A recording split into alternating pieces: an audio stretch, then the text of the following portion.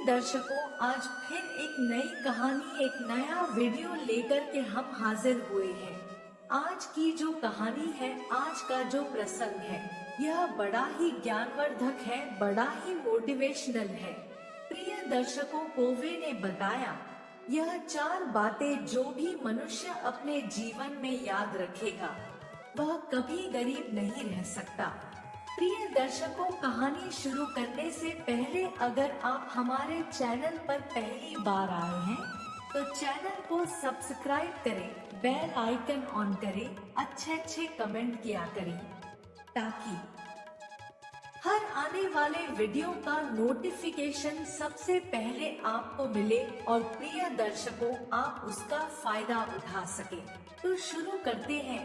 प्रिय दर्शकों, आज की यह प्यारी सी कहानी, यह प्यारा सा वीडियो।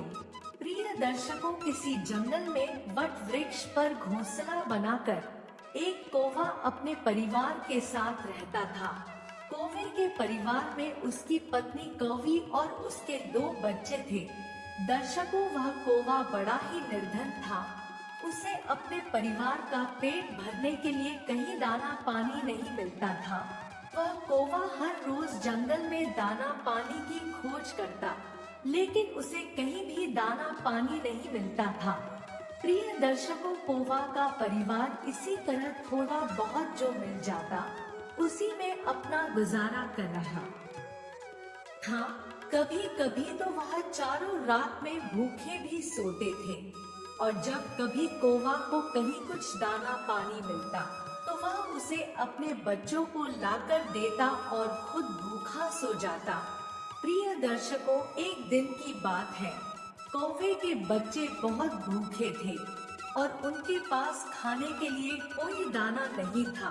तब कौवा की पत्नी कहती है कि पिया जी, चलो किसी अन्य पक्षी से भीख मांग कर कुछ दाना पानी ले आते हैं, नहीं तो हमारे बच्चे भूखे ही मर जाएंगे। प्रिय दर्शकों, कौवी की ऐसी बात सुनकर कौवा कहता है कि प्रिय, हमारे दिन बुरे भले ही चल रहे हों, लेकिन हम भीख नहीं मांग सकते। अगर हमने भीख मांगी तो हमारे बच्चे भी भीख मांग कर खाना सीख जाएंगे। प्रिय दर्शकों, तब कौवी कहती है कि पिया जी, अगर भीख मांगने में आपको इतनी ही परेशानी हो रही है तो जाकर हमारे लिए कहीं से भोजन ढूंढ कर लाइए। प्रिय दर्शकों, अब तो कौवा अपने परिवार के लिए भोजन ढूंढते ढूंढते बहुत दूर निकल जाता है और कई दिनों तक भोजन की तलाश करता है। वह कौवा भूखा प्यासा भोजन ढूंढने में लगा रहता है। प्रिय दर्शकों, कई दिन बीत जाते हैं। उसके बाद कौवा अपने घोंसले में वापस आता है और इस बार वह अपने साथ बहुत सारा दाना पानी लेकर आया था। यह देखकर कौवा की पत्नी और बच्चे बड़े प्रसन्न होते हैं। प्रिय दर्शकों, अब तो वह सभी पेट भर के भोजन करते हैं। अब कौवा की पत्नी कहती है कि पिया जी, मुझे माफ कर दीजिए, मुझे भीख मांगने की बात नहीं कहनी चाहिए थी। अब कौवा कहता है कि प्रिय, मैं तुम्हें एक कहानी सुनाता हूँ, तब तुम्हें मेरी बात समझ में आएगी, और जो भी मनुष्य इस कहानी को सुन लेगा वह कभी गरीब नहीं रहेगा, कभी भीख मांग कर नहीं खाएगा। प्रिय दर्शकों, कौवा अपनी कहानी प्रारंभ करता है। कौवा कहता है कि प्रिय, किसी शहर में एक निर्धन परिवार रहता था। उस परिवार में पति और पत्नी सिर्फ 2 ही सदस्य थे। कच्चे घर में वह अपना गुजारा कर रहे थे। वह गरीब आदमी मजदूरी करके अपना और अपनी पत्नी का पेट पालता था। इसी तरह दोनों के जीवन की गाड़ी चल रही थी। समय के साथ वह स्त्री गर्भवती हो जाती है। यह सुनकर उसका पति बहुत खुश होता है। वह सोचने लगता है कि अब हमारे घर में भी एक नन्हा सा पुत्र खेला करेगा, हम उसे गोद में खिलाया करेंगे। प्रिय दर्शकों, धीरे धीरे समय गुजरता है। अब उस गरीब के घर में धीरे धीरे वह दिन भी आ जाता है। अब उसकी पत्नी एक बच्चे को जन्म देने वाली थी। उसे उसका पति एक अस्पताल में भर्ती कराता है। प्रसव का समय जब निकट आता है तो इधर वह गरीब आदमी अपने होने वाले बच्चे को लेकर मन में सपने संजोता है। तब तक उसके पास यमराज का बुलावा आ जाता है। उसकी एक दुर्घटना में मृत्यु हो जाती है। शहर के कुछ लोग इधर उस आदमी का अंतिम संस्कार करते हैं, तो दूसरी तरफ उसकी स्त्री अस्पताल में अपने बच्चे को जन्म दे रही होती है। जब उस बेचारी को ये खबर मिलती है कि उसके पति की मृत्यु हो गई है, तो उसका कलेजा फट जाता है। उस बेचारी का दुनिया में सिर्फ उसका पति ही तो था। अब वह भी उसे छोड़कर चला गया था। अब तो वह सिसक सिसक कर रो पड़ती है कि हे भगवान, यह तूने कैसा मेरे ऊपर दुखों का पहाड़ गिरा दिया। मेरा जो सहारा था उसे ही मुझसे छीन लिया। कम से कम इस बच्चे का तो ख्याल किया होता, जिसका अभी जन्म भी नहीं हुआ है। पैदा होने से पहले ही तुमने उसके सर से पिता का साया हटा दिया। अब कौन इस बच्चे का पालन पोषण करेगा। प्रिय दर्शकों को वह आगे कहता है कि प्रिय वह दुखियारी अस्पताल में ही अपने पति को याद करके बुरी तरह से रो रही थी। उसे समझ में नहीं आ रहा था कि संतान के आने की खुशी व्यतीत करूं या पति के जाने का दुख। शहर के कुछ लोगों ने उसे समझाया, बहन, जन्म मृत्यु सब विधाता के हाथ में होता है, इसमें मनुष्य का कोई जोर नहीं चलता। यह भी कहा जाता है कि परमात्मा जो करता है अच्छा ही करता है, इसलिए जो चला गया उसका शोक छोड़िए और जो आया है उसके बारे में सोचिए। इधर कई तरीकों से लोग उस गरीब महिला को समझाते हैं। कुछ ही देर में उसने एक सुंदर से पुत्र को जन्म दिया। बेटे को देखकर उसका कुछ दुख हल्का होता है। सोचती है कि अब मैं इस पुत्र को पाल पोस कर बड़ा करूंगी, यही मेरा सहारा बनेगा। अब वह अपने बच्चे को लेकर अपने घर आ जाती है। नगर के कुछ लोगों ने उस महिला की कुछ दिन तक मदद करी, लेकिन कौन हमेशा मदद करता है। जब कुछ दिन बीतते हैं तो मददगार भी पीछे हट गए। अब तो वह अपने बच्चे को लेकर बिल्कुल अकेली पड़ गई। वह समझ गई थी कि दूसरों की मदद से कितने दिन तक जीवन जिया जा सकता है। यदि हमें जीना है और इस बच्चे को पालना है तो खुद जिम्मेदारी उठाना होगा, खुद कोई काम करना पड़ेगा। इस प्रकार वह महिला दूसरों के घरों में अपने लिए साफ सफाई का काम तलाश लेती है। काम करके जो पैसे मिलते थे उनसे वह अपने बच्चे का पेट पालने लगी। समय के साथ धीरे धीरे उसका पुत्र बड़ा होने लगता है। जब वह बालक 4 वर्ष का हो जाता है तो उसकी माँ उसे पढ़ाने के लिए नगर के सरकारी विद्यालय में उसका दाखिला करा देती है। सोचा कि मैं अपने बच्चे को पढ़ा लिखा कर इस काबिल बना दूंगी कि उसे कभी किसी के आगे हाथ ना फैलाने पड़े।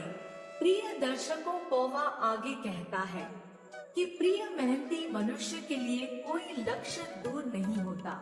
पढ़े लिखे विद्वान के लिए कोई जगह विदेश नहीं होती और मीठा बोलने वाले के लिए कोई पराया नहीं होता। अब इस प्रकार वह महिला मेहनत मजदूरी करके अपने बच्चे को पढ़ाने लगती है। बच्चा भी ठीक से समझता था कि उसके घर में केवल माँ ही है। परिवार का खर्च चलाने वाला उसका पिता उसके जन्म से पहले ही चला गया है, इसलिए वह पढ़ाई भी खूब मन लगाकर करता था। धीरे धीरे बच्चे की उम्र 11 वर्ष की हो जाती है। एक दिन की बात है, वह स्त्री बहुत बीमार पड़ जाती है।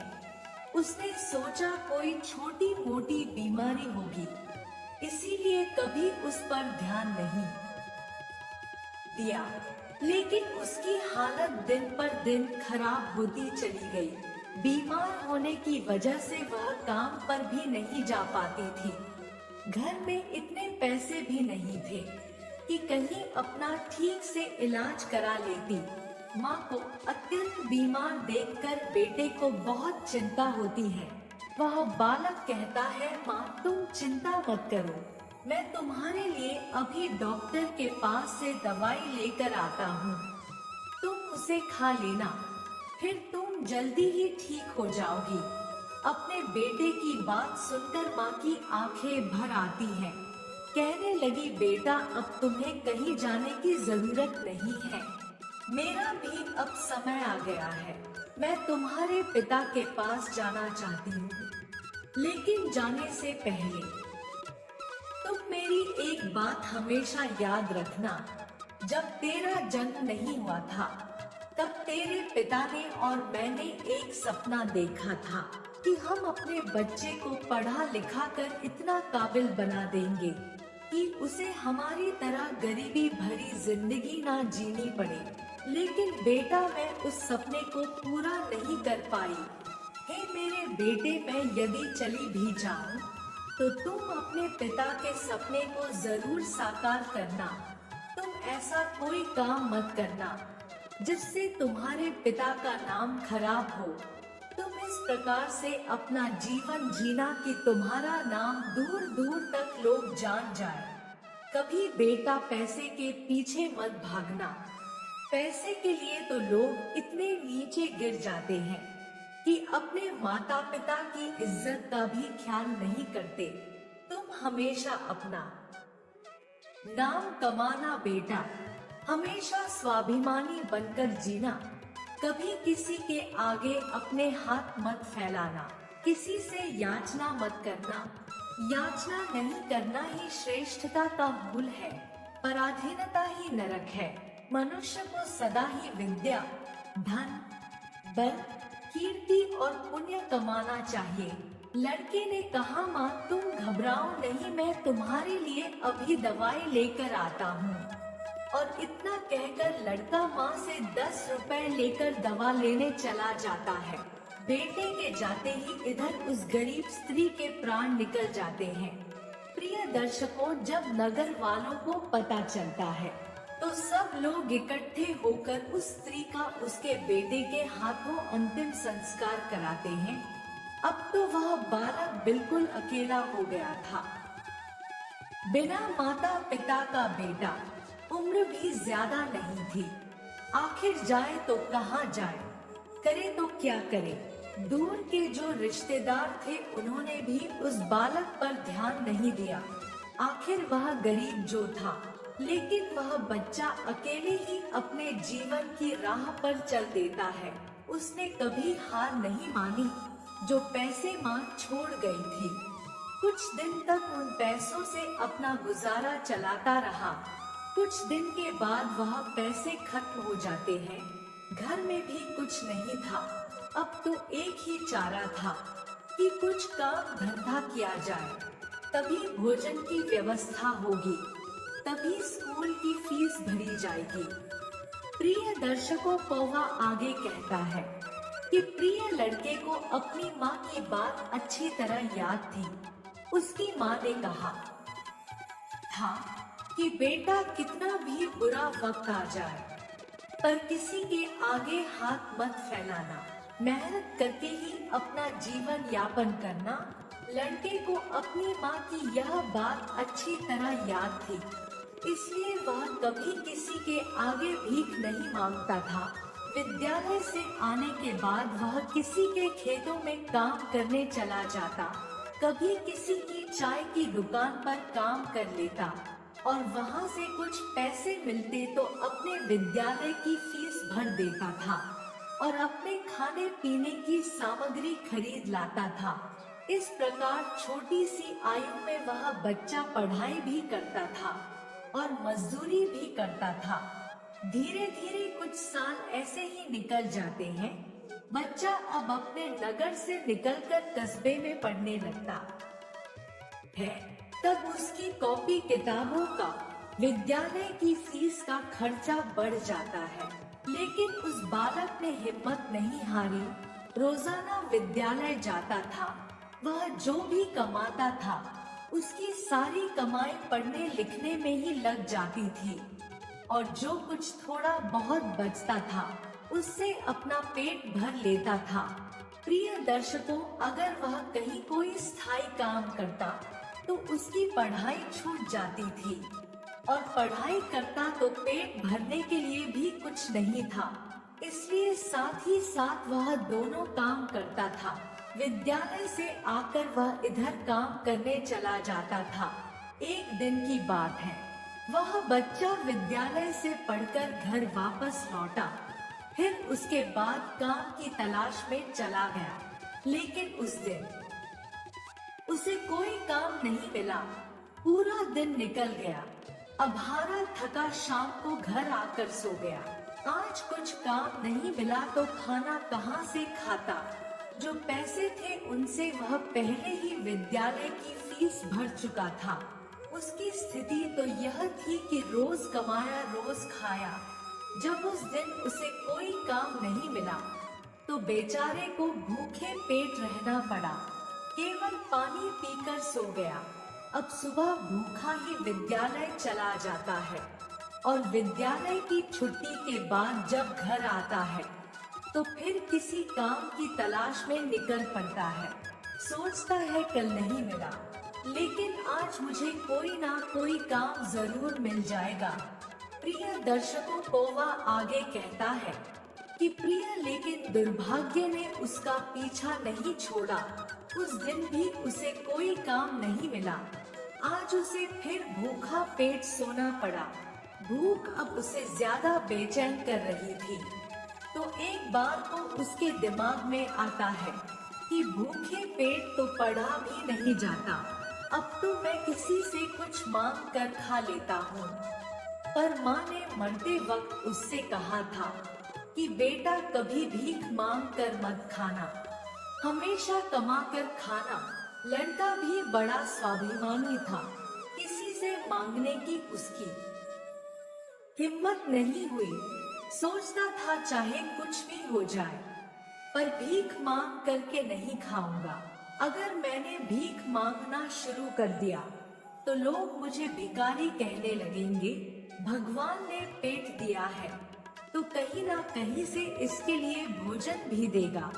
अब लड़का उस दिन भी भूखा रहता है। सुबह जब सोकर उठता है तो भूख के मारे चक्कर आने लगते हैं। अभी उसकी उम्र ही कितनी थी। भूख की मार वह कैसे सह सकता था। कुछ बड़ा होता तो 2-4 दिन काट भी लेता। अब आज वह विद्यालय भी नहीं गया। सोचा आज मैं सुबह से ही काम पर जाता हूँ। काम मिल जाएगा तो भोजन कर लूंगा, फिर अगले दिन के लिए तैयार हो जाऊंगा। अब तो काम की तलाश में वह इधर उधर भटकता है। उसकी आंखों के सामने अंधेरा छा रहा था। अब तो उससे चला भी नहीं जा रहा था। फिर एक पेड़ के नीचे बैठकर सोचने लगता है कि अगर इस समय मुझे भोजन नहीं मिला तो मेरे प्राण निकल जाएंगे। मुझे कुछ ना कुछ तो करना ही पड़ेगा। प्रिय दर्शकों, अब एक बार फिर से उसके मन में भीख मांगने का विचार आता है, लेकिन उसकी अंतर आत्मा फिर मना कर देती है कि तू गरीब है, भिखारी नहीं।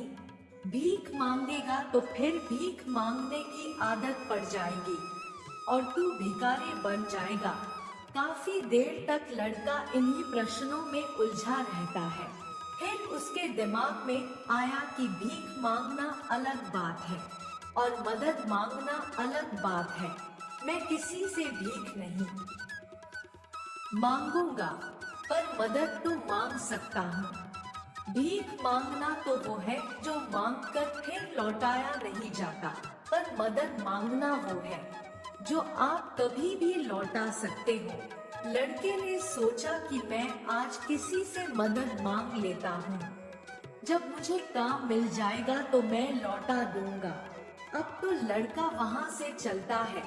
तो उसे नगर के बाहर एक बड़ा सा घर दिखाई देता है। लड़का उस द्वार पर जाकर द्वार को खटखटाता है। तब घर के अंदर से एक महिला निकलती है। महिला ने द्वार पर देखा कि एक 10-11 वर्ष का बड़ा ही उदास सा मासूम सा लड़का खड़ा है। पहले तो वह महिला उस लड़के से पूछती है कि बेटा तुमने दरवाजा क्यों बजाया, क्या कुछ काम है? लड़का दोनों हाथ जोड़कर कहता है, माँ जी मैंने दोपहर के समय आपको तकलीफ दी, इसके लिए क्षमा चाहता हूँ। तब वह महिला पूछती है, बेटा क्या तुम्हें कुछ चाहिए, मैं तुम्हारी क्या मदद कर सकती हूँ? प्रिय दर्शकों को वह आगे कहता है कि प्रिय वह महिला भी एक बच्चे की माँ थी, इसलिए ममता का भाव उसके शब्दों में था। उस महिला के पूछने पर एक बार तो लड़के के मन में यह आया कि चलो इन माजी से मैं कह ही देता हूँ कि मैं 2-3 दिन से भूखा हूँ और भोजन न मिलने के कारण बहुत परेशान हूँ। लेकिन उसके स्वाभिमान ने उसे रोक लिया और वह भोजन की जगह पानी मांग बैठा। कहने लगा, माँ जी मुझे बहुत जोर की प्यास लगी थी, इसीलिए दरवाजा खटखटाया था, क्या एक गिलास पानी मिल सकता है? प्रिय दर्शकों, लेकिन वह महिला बहुत समझदार थी। उसने जब लड़के को देखा तो वह समझ गई कि बालक बहुत भूखा है। वह कहती है, बेटा तुम थोड़ी देर रुको, मैं तुम्हारे लिए पानी लेकर आती हूँ। वह महिला घर के अंदर जाती है और अपनी रसोई से एक गिलास दूध और कुछ लड्डू लेकर द्वार पर आती है और दूध से भरा गिलास उस लड़के को दे देती है। लड़के ने जब गिलास पकड़ा तो उसमें दूध था। दूध को देखकर लड़का खुश हो जाता है। लड़का मन ही मन उस माँ को दुआएं देने लगता है। महिला ने उसे पहले लड्डू खाने को दिए और कहा, बेटा दूध गर्म है, तुम पहले लड्डू खा लो, जब दूध ठंडा हो जाए तब पी लेना। लड़का जब उस महिला को देखता है तो उसे ऐसा लगता है जैसे उसकी ही माँ उसे यह दूध पीने को दे रही है।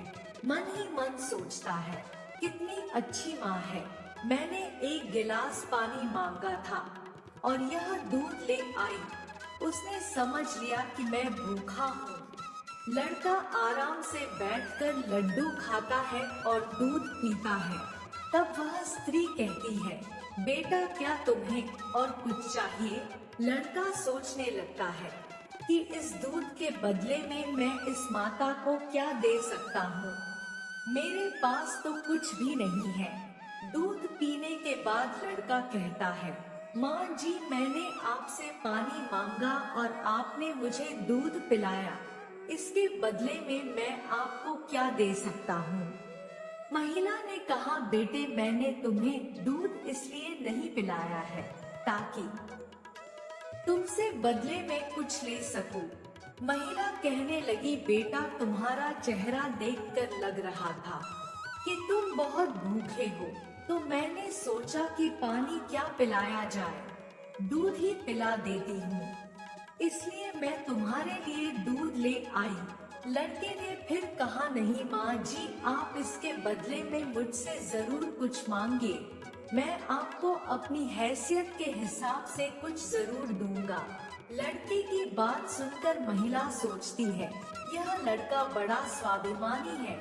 वह लड़का बार बार उससे मांगने की बात करता है, तो वह महिला उसका मन रखने के लिए कह देती है कि बेटा मैंने यह दूध पिलाकर तुम पर कोई एहसान नहीं किया है, फिर भी यदि तुम मुझे कुछ देना चाहते हो तो बेटा तुम मुझे एक वचन दो कि जिस प्रकार आज मैंने तुम्हारी मदद की है, इसी प्रकार तुम भी जब कभी मदद करने लायक हो जाओ तो किसी जरूरतमंद की मदद कर देना।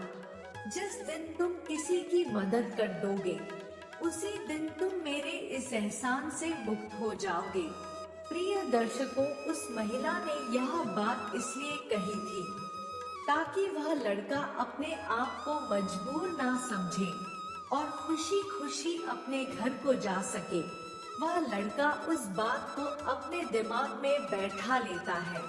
वह उस महिला के पैर छूकर काम की तलाश में आगे को चला जाता है और इस प्रकार धीरे धीरे कई दिन बीत जाते हैं। जिस विद्यालय में वह पढ़ता था, उसी विद्यालय में उस स्त्री का बेटा भी पढ़ता था जिसने उसे दूध पिलाया था। एक दिन वह महिला अपने बच्चे को विद्यालय छोड़ने जाती है तो उसने देखा कि विद्यालय में वह लड़का भी पढ़ रहा था। वह स्त्री उस लड़के को पहचान लेती है।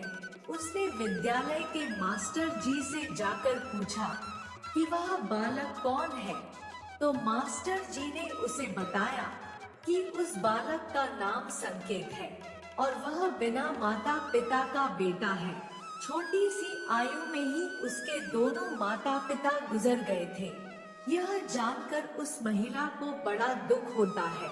सोचती है जब इसके माँ बाप नहीं हैं, तो फिर इसकी पढ़ाई का खर्च कौन उठाता है। तब विद्यालय के बड़े मास्टर बताते हैं, बहन जी, संकेत बहुत ही अच्छा बच्चा है। वह अपनी पढ़ाई का खर्च स्वयं उठाता है और पढ़ने में भी बड़ा तेज है। वो मेहनत मजदूरी करता है और तब जाकर विद्यालय की फीस भरता है। जब कभी वह विद्यालय नहीं आता है और अपनी फीस भी समय पर नहीं दे पाता है, तो हम लोग उस पर ज्यादा दबाव नहीं बनाते। प्रिय दर्शकों को वह आगे अपनी पत्नी कोवी से कहता है कि प्रिय, जब उस स्त्री को संकेत की स्थिति का पता चलता है तो वह करुणा से भर जाती है। उसका मन करता है कि मैं उस बालक की कुछ मदद करूं। जिसका कोई नहीं होता, ऐसे ही लोगों की मदद तो करनी चाहिए, तभी भगवान प्रसन्न होता है। जिसका कोई नहीं है वो भगवान का है और उसकी मदद करने का अर्थ है कि आपने भगवान को प्रसन्न कर दिया। महिला ने सोचा यह लड़का मुझसे पैसे तो लेगा नहीं, क्योंकि यह बड़ा स्वाभिमानी बालक है। तब उस महिला ने बड़े मास्टर जी से कहा, श्रीमान जी, अगर मैं इस बालक की फीस भर दिया करूं, तो आपको कोई आपत्ति तो नहीं है। मास्टर ने कहा, बहन जी, आपकी सोच अच्छी है, आप उसकी फीस भरेंगी तो मुझे तो कोई आपत्ति नहीं होगी, लेकिन संकेत इस बात के लिए तैयार नहीं होगा। तब वह महिला कहती है, मास्टर जी, मैं उस बच्चे की मदद करना चाहती हूँ।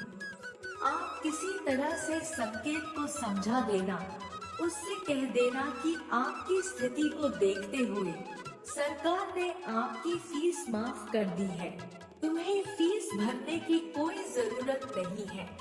प्रिय दर्शकों, मास्टर जी भी इस बात से सहमत हो जाते हैं। वह महिला संकेत की पूरे वर्ष की फीस भर के अपने घर चली जाती है। इस तरह वह हर वर्ष उसके पूरे साल की फीस जमा कर दिया करती थी, ताकि संकेत सिर्फ मन लगाकर पढ़ सके। अब तो संकेत पूरा मन लगाकर पढ़ता था और अपने खाने पीने के लिए किसी दुकान पर काम कर देता था। प्रिय दर्शकों को वह आगे कहता है कि प्रिय, डूबते को तिनके का सहारा ही बहुत होता है। उस महिला के थोड़े से प्रयास से संकेत की अच्छी खासी मदद हो गई। वह अब खूब मन लगा करके पढ़ता था। इसी तरह कुछ वर्ष और बीत गए। अब आगे की पढ़ाई करने के लिए संकेत को शहर में जाना पड़ा। सोचा, शहर में रहकर मैं कोई छोटी मोटी नौकरी कर लूंगा और अपनी पढ़ाई भी करता रहूंगा। इस बात का पता उस महिला को तब चलता है जब वह उसकी फीस भरने के लिए विद्यालय में जाती है। वह महिला जब संकेत की फीस जमा करती है तो मास्टर जी लोग बताते हैं, बहन जी, संकेत तो आगे की पढ़ाई करने शहर चला गया है। अब तुम्हें उसकी फीस जमा करने की कोई जरूरत नहीं है। उस महिला ने जब यह सुना तो सोचने लगी, कोई बात नहीं, भगवान ने मुझे उसकी मदद करने का इतना ही समय दिया होगा। हे भगवान, उस बालक पर दया दृष्टि बनाए रखना, वह जहाँ भी रहे खुश रहे। इस प्रकार वह स्त्री अपने घर लौट आई और अपने घर गृहस्थी की दुनिया में व्यस्त हो गई। प्रिय दर्शकों, उधर संकेत शहर में जाकर अपनी पढ़ाई करने लगा। खर्चा चलाने के लिए उसने एक नौकरी तलाश कर ली। इस प्रकार 25 वर्ष बीत जाते हैं, ना तो संकेत कभी उस महिला से मिल पाता है और न वह महिला कभी संकेत से मिलती है। उस महिला का बेटा भी अब बड़ा हो गया था। उसका बेटा एक व्यापारी बन गया था। प्रिय दर्शकों, वह स्त्री तो पहले से ही अपने घर से संपन्न थी, ऊपर से उसका बेटा व्यापार करके खूब धन कमाता था। उस माँ का बेटा भी बड़ा संस्कारी था, वह भी अपनी माँ को बहुत प्यार करता था। प्रिय दर्शकों, कोवा आगे अपनी पत्नी से कहता है कि प्रिय, एक दिन उसकी माँ बहुत बीमार पड़ जाती है। शाम को जब उसका बेटा घर आता है तो वह अपनी माँ की हालत को देखकर बेचैन हो जाता है। वह अपनी माँ को अस्पताल में भर्ती कराता है। जांच में पता चलता है कि उसकी माँ को कैंसर है। वह लड़का डॉक्टर से कहता है, डॉक्टर साहब, आप मेरी माँ का अच्छे से इलाज कीजिए, पैसों की बिल्कुल चिंता मत करना। तब डॉक्टर कहते हैं, भाई, तुम्हारी माँ को कैंसर की बीमारी है और कैंसर का इलाज बहुत महंगा होता है। छोटे मोटे अस्पतालों में इसका इलाज भी नहीं होता है। इसके लिए तुम्हें किसी बड़े शहर में जाकर किसी बड़े अस्पताल में इसका इलाज कराना होगा। और बड़े अस्पताल का मतलब है कि खर्चा भी बहुत अधिक होगा। बेटे ने कहा, डॉक्टर साहब, मैं अपनी माँ को ठीक करने के लिए कुछ भी कर सकता हूँ। आप मुझे बस कोई रास्ता बताइए, मैं अपनी माँ का इलाज कहाँ करा सकता हूँ। तब डॉक्टर उसे बड़े शहर जाने की सलाह देते हैं। डॉक्टर बोले, बड़े शहर में कैंसर का हॉस्पिटल है। यदि वहाँ का इलाज तुमने पूरा करा लिया तो तुम्हारी माँ इस रोग से बच सकती है, नहीं तो तुम्हारी माँ के प्राण संकट में पड़ सकते हैं। यह सुनकर लड़का घबरा जाता है। वह डॉक्टर साहब से बड़े शहर वाले डॉक्टर साहब का नंबर और पता लेकर अपनी माँ को बड़े शहर ले जाता है। प्रिय दर्शकों, उसकी माँ तो उसे बहुत मना करती रही कि बेटा, तुम मुझे कहाँ ले जाओगे, इतना पैसा कहाँ है हमारे पास।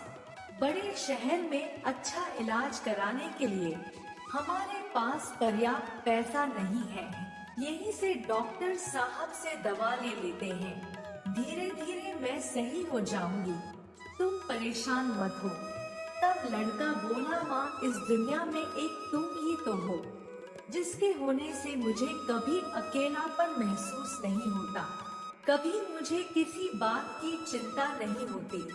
इसीलिए कुछ भी हो जाए, मैं तुम्हें इस बीमारी से मरने नहीं दूंगा।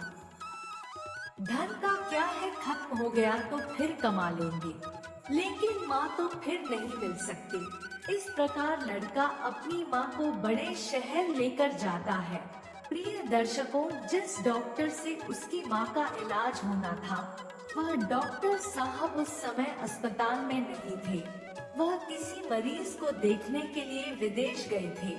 अस्पताल के कर्मचारी ने बताया कि डॉक्टर साहब कल आएंगे, तब तक आप अपनी माँ को अस्पताल में भर्ती करा दो।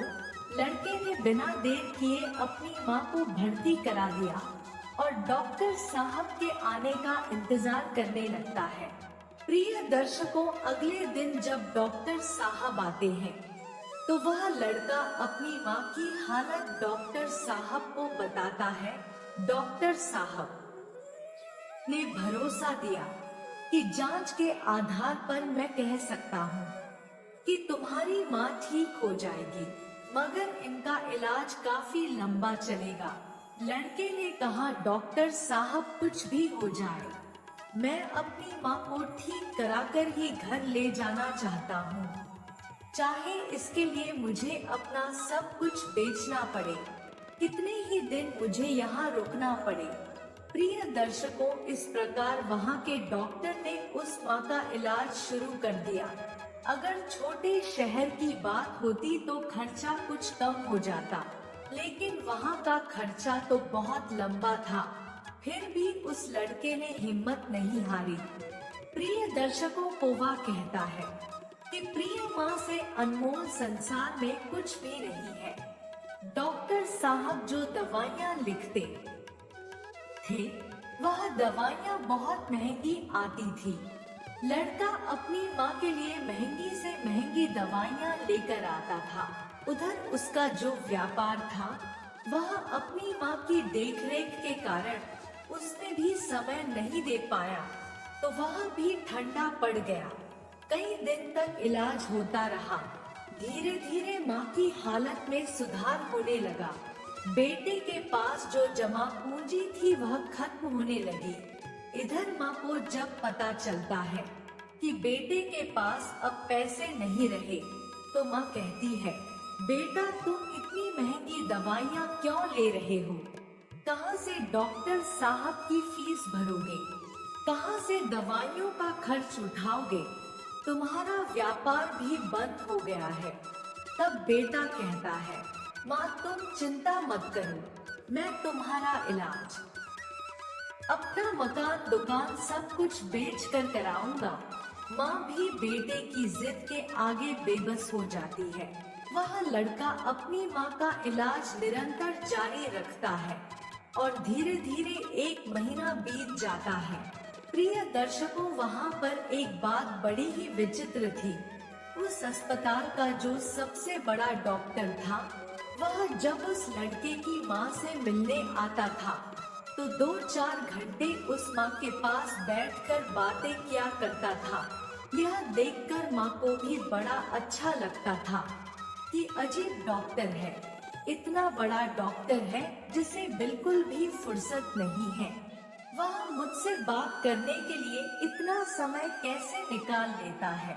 प्रिय दर्शकों, इस प्रकार कई दिन बीत जाते हैं, तो एक दिन वह लड़का डॉक्टर के पास में जाता है और डॉक्टर साहब से पूछता है कि डॉक्टर साहब अभी मेरी माँ का इलाज कितने दिन और चलेगा। डॉक्टर साहब उसे सारी बात बताते हैं कि भाई आप चिंता मत करो, आपकी माँ पूरी तरह से स्वस्थ हो चुकी है। मैं भी संतुष्टि के लिए एक बार जांच और करा लेता हूँ। उस जांच की रिपोर्ट आ जाने दो, फिर तुम अपनी माँ को घर ले जा सकते हो। प्रिय दर्शकों, अब तो उस माँ का बेटा रिपोर्ट आने का इंतजार करने लगता है। 2 दिन के बाद रिपोर्ट आ जाती है। जब रिपोर्ट आती है तो लड़का फिर डॉक्टर से मिलने जाता है और पूछता है, डॉक्टर साहब क्या मेरी माँ ठीक हो गई? कोई खतरे वाली बात तो नहीं है? तब डॉक्टर साहब कहते हैं, भाई चिंता मत करो, रिपोर्ट अच्छी आई है, तुम्हारी माँ पूरी तरह से ठीक हो गई है, अब आप इन्हें अपने घर ले जा सकते हो। डॉक्टर की बात सुनकर बेटा खुश हो जाता है और डॉक्टर साहब को बहुत धन्यवाद देता है। लड़का अपनी माँ के पास जाता है और सोचता है कि भगवान का लाख लाख धन्यवाद कि मेरी माँ बच गई, मेरी मेहनत सफल हो गई। यही बात वह अपनी माँ को बताने के लिए जाता है और माँ से कहता है कि माँ तुम पूरी तरह से ठीक हो गई हो, अब हम जल्द ही अपने घर जाने वाले हैं। यह बात सुनकर माँ भी बड़ी खुश हो जाती है, लेकिन अगले ही पल वह यह सोचकर उदास हो जाती है कि मैं तो ठीक हो गई हूँ, लेकिन इस अस्पताल का जो बिल होगा वह लाखों में होगा। कैसे? मेरा बेटा चुका पाएगा। इतनी मोटी रकम की व्यवस्था वह कहां से करेगा? पास में जो जमा पूंजी थी वह तो सब इलाज में खर्च हो गई। माँ को उदास देखकर बेटा समझाता है, माँ तुम क्यों उदास होती हो? मैं अपना सब कुछ बेचकर आपके इलाज का बिल चुका दूंगा। घर मकान तो बाद में भी बना लूंगा। इसलिए माँ तुम्हें इन बातों की चिंता करने की कोई जरूरत नहीं है। बेटा अपनी माँ को बहुत समझाता है, मगर माँ तो माँ होती है, उसका अपने बेटे के लिए चिंता करना स्वाभाविक था। माँ सोचने लगती है कि मेरा बेटा यदि सब कुछ बेच देगा तो फिर वह आगे अपना जीवन कैसे चलाएगा, इसके भविष्य का क्या होगा। प्रिय दर्शकों, वह माँ रात भर यही सोचती रही। चिंता करते करते माँ और बेटा दोनों की रात निकल गई। जब अगला दिन होता है और उसकी माँ की छुट्टी का समय होता है, तो अस्पताल का एक कर्मचारी एक लिफाफा लेकर माँ बेटे के पास आता है और उस महिला के बेटे से कहता है कि डॉक्टर साहब ने आपके लिए यह बिल का लिफाफा भेजा है। आप इस बिल को ठीक से देख लो और इस बिल को चुकाकर तुम अपनी माँ को अपने घर ले जाओ। बिल का लिफाफा देकर वह अस्पताल का कर्मचारी तो चला गया। अब वह लड़का उस बिल के लिफाफे को खोल कर देखता है। वह सोचता है पता नहीं कितना बिल होगा। बेटे को चिंता में देखकर माँ भी परेशान हो जाती है। माँ एकदम से बेटे के हाथ से वह बिल का कागज छीन लेती है। उधर माँ उस बिल को खोलकर देखती है। उधर अस्पताल के जो सबसे बड़े डॉक्टर थे वह भी उस समय वहीं पर पहुंच जाते हैं। इधर माँ ने जब उस लिफाफे को खोलकर देखा तो उसमें एक छोटी सी पर्ची रखी हुई थी। उस पर्ची पर लिखा हुआ था, हे माँ जी, आपने अपने बिल का भुगतान तो 25 साल पहले ही कर दिया था, जब आपने 2 दिन के भूखे बच्चे को 1 गिलास दूध और लड्डू खिलाए थे और अगले 5 साल तक उस बच्चे की विद्यालय की फीस भरी थी। पर्ची को पढ़ते ही महिला की आंखें फटी की फटी रह जाती है। जब उस माँ का बेटा पूछता है, माँ डॉक्टर साहब ने कितना बिल दिया है, तो वह माँ उस पर्ची को अपने बेटे को देती है। बेटा जब उसे पढ़ता है तो वह भी हैरान रह जाता है। लड़का अपनी माँ से पूछता है, हे माँ, क्या तुम डॉक्टर साहब को पहले से जानती हो? डॉक्टर साहब से तुम्हारी जान पहचान कब हुई थी? तब माँ कहती है, बेटा मैं इन्हें पहले से नहीं जानती हूँ, अभी पता चला है। बेटे ने पूछा, फिर इसमें 25 साल पहले की घटना क्यों लिखी है? तब माँ कहती है, बेटा 25 साल पहले जब तुम बहुत छोटे थे, तब तुम्हारी उम्र का एक छोटा सा लड़का भरी दोपहरी में हमारे घर के द्वार पर आया था। वह भूखा प्यासा था। उसने मुझसे 1 गिलास पानी मांगा था। मैंने बच्चे को देखा तो मैं समझ गई कि वह भूखा है। मैं रसोई में गई और रसोई से दूध और लड्डू लाकर मैंने उसे वही खाने को दे दिए। वह कई दिनों से भूखा था। उसने दूध तो पी लिया, पर वह मुझसे कहने लगा कि हे माँ, तुम्हारा यह ऋण मैं कैसे चुका पाऊंगा। तो मैंने उसका मन समझाने के लिए कह दिया था कि बेटा, जिस प्रकार मैंने आज तुम्हारी बुरे समय में मदद की है, इसी तरह जब तुम बड़े हो जाओ, मदद करने लायक हो जाओ, तो तुम भी किसी जरूरतमंद की मदद कर देना। मुझे क्या पता था कि वही लड़का जिसे मैंने 1 गिलास दूध पिलाया था, वह 25 साल बाद इतना बड़ा डॉक्टर बनकर मेरी मदद करेगा। लोग तो आज लेकर कल को भूल जाते हैं, लेकिन उस बच्चे ने मेरा वो ऋण अभी तक याद रखा है। मैं इस बात को सोचकर बड़ी हैरान हूँ कि डॉक्टर साहब ही वह बच्चा है।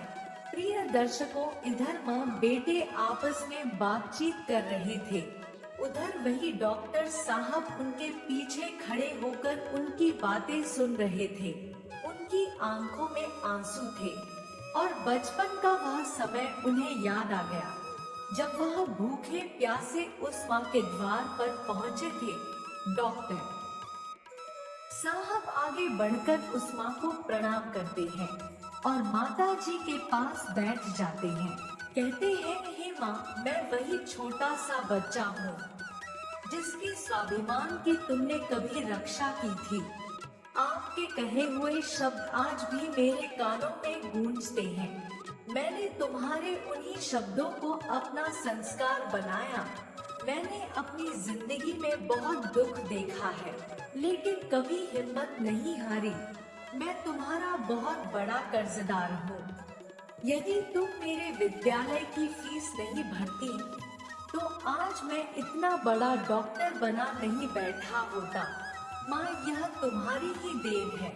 मैंने तो तुम्हें उसी दिन अपनी माँ मान लिया था, जिस दिन तुमने ममता भरी छाव में बैठाकर मुझ भूखे को दूध पिलाया था। इतना कहने के बाद डॉक्टर साहब वह सारे पैसे लौटा देते हैं जो माँ की दवाई में खर्च हुए थे, और बूढ़ी माँ के चरणों में अपना सर रख देते हैं। वह माँ डॉक्टर साहब को उठाकर अपने सीने से लगा लेती है। डॉक्टर साहब और बूढ़ी माँ की आंखें आंसुओं से भरी हुई थी। जब यह दृश्य अस्पताल के सारे लोग देखते हैं, तो सब देखकर हैरान रह जाते हैं। सबकी आंखें नम हो जाती हैं। प्रिय दर्शकों को वह आगे कहता है कि प्रिय, मेरी यह 4 बातें जो भी व्यक्ति समझ लेगा, वह कभी गरीब नहीं रहेगा। पहली बात, मनुष्य को जीवन में आने वाले परिवर्तनों से घबराना नहीं चाहिए, बल्कि उन्हें यह सोचकर स्वीकार करना चाहिए कि उनके जीवन में कुछ और अच्छा होने वाला है। इन परिवर्तनों से मनुष्य बहुत कुछ सीखता है और वह सही राह पकड़ लेता है। जो अपने साथ हुई घटनाओं से टूट जाता है, वह कभी आगे नहीं बढ़ पाता। दूसरी बात, अंधेरा चाहे कितना ही घना हो, एक छोटा सा दीपक उसे मिटा डालता है। उसी तरह अगर जीवन में कुछ अंधेरा आ जाए, तो ज्ञान रूपी दीपक से अंधेरे को मिटाकर सही रास्ता ढूंढा जा सकता है। ज्ञान वह निधि है जो रंग से राजा बना देती है, भटके को सही मार्ग दिखा देती है। तीसरी बात, आप दूसरों का भला कीजिए, दूसरों पर दया करिए। तुम्हारा भला अपने आप होता चला जाएगा। आपको अपने जीवन में अगर किसी की मदद करने का सौभाग्य मिले तो जरूर करना। कहते हैं, डूबते को तिनके का सहारा बहुत हो सकता है। आपकी छोटी सी मदद से किसी का जीवन ही बदल सकता है। आपका छोटा सा योगदान किसी के लिए वरदान भी हो सकता है। मुसीबत पड़े तो घबराना मत। जब एक रास्ता बंद होता है तो 10 खुल जाते हैं। जीवन में निखार तभी आता है जब मनुष्य दुख और मुसीबत की भट्टी में तपता है। कष्ट सहन करने के बाद ही मनुष्य को अनुभव मिलता है, और यह अनुभव बहुत काम आता है। चौथी बात, मनुष्य के दिन चाहे कैसे भी हो, चाहे कितनी भी कठिनाइयां उसके जीवन में आए, परंतु उसे कभी भीख मांग कर खाना नहीं चाहिए। भीख मांग कर खाने वाला अपनी ही नजरों में गिर जाता है, और जब वह भीख मांग कर खाता है तो उसकी आदत हो जाती है बिना मेहनत किए खाने की। इसलिए मनुष्य को हमेशा मेहनत करके ही खाना चाहिए, तभी मनुष्य सफल और आत्मनिर्भर बनता है। प्रिय दर्शकों, हमारी आज की यह कहानी यहाँ समाप्त होती है। हम उम्मीद करते हैं कि आपको हमारी आज की यह कहानी बहुत पसंद आई होगी और आप इससे ढेर सारी प्रेरणाएं लेंगे